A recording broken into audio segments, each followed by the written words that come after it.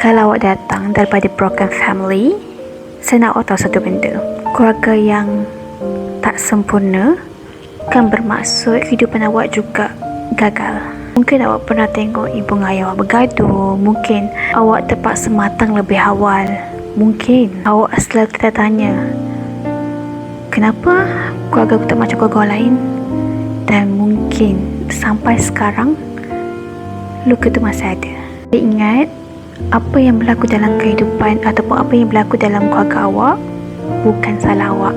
Awak tak boleh pilih keluarga untuk dilahirkan, tapi awak boleh pilih kehidupan yang awak nak bina.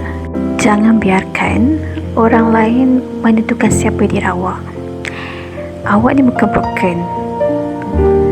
Awak ni cuma pernah terluka. Dan orang yang pernah terluka ni masih boleh bangkit, masih boleh berjaya, masih boleh bahagia. Jadi, kalau awak masih boleh bertahan, teruskan. Sebab cerita awak masih belum tamat lagi. Okey.